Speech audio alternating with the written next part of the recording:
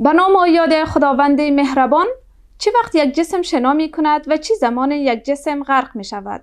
بینندگان گرامی سلام، آرزومندم که صحتمند و سلامت باشید.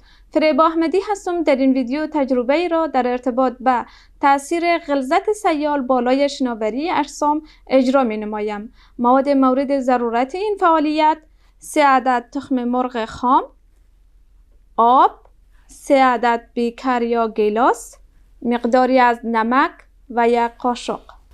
روش کار چگونه است؟ در مرحله اول در هر 3 گیلاس آب می اندازیم.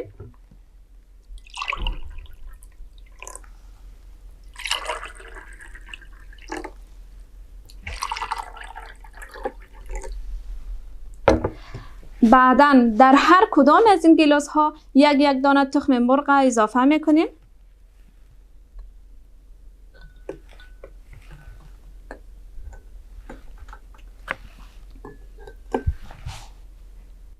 می بینیم که تخم مرغ ها در هر 3 گیلاس در قسمت تحتانی قرار گرفته. حال تخم مرغ ها را می کشیم از گیلاس ها.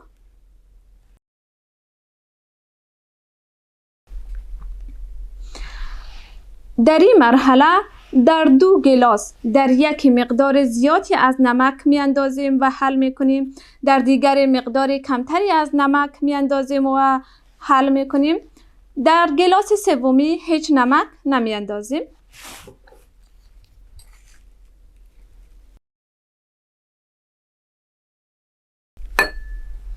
در این گیلاس ما مقدار زیادی از نمک انداختیم و با قاشق شور می دهیم تا که نمک با آب حل شود.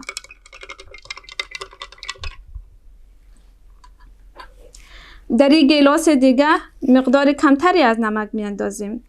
2 قاشق نمک اضافه می کنیم. شور می دیم که تا که نمک با آب حل شود.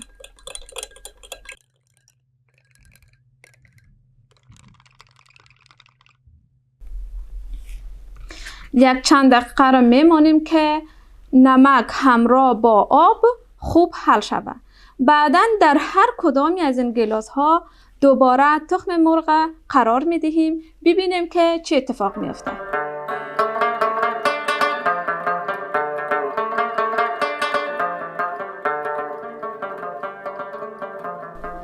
محلول ها آماده شد. تخم مرغ اضافه می کنیم.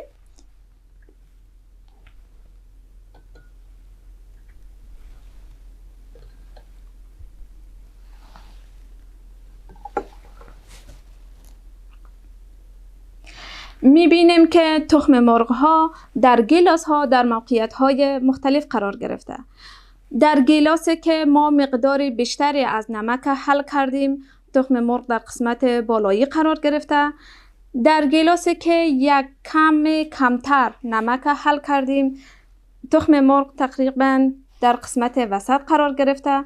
و در گیلاسی که تنها آب داره، مانند دفعه اول، تخم مرغ در قسمت تحتانی قرار گرفته است. چرا تخم مرغ در هر 3 گیلاس در جاهای متفاوت قرار گرفته؟ چون با افزودن نمک غلظت آب افزایش پیدا کرد و با افزایش غلظت آب کثافت محلول نیز افزایش یافته است. از این تجربه به این نتیجه می رسیم که شناوری جسم ارتباط دارد با کثافت جسم.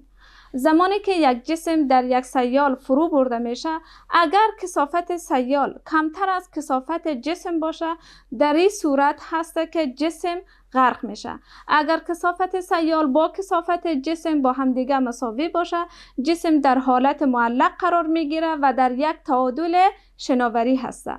اگر کثافت سیال بیشتر از کثافت جسم باشه، در این صورت جسم در سطح قرار میگیره و شناور میشه.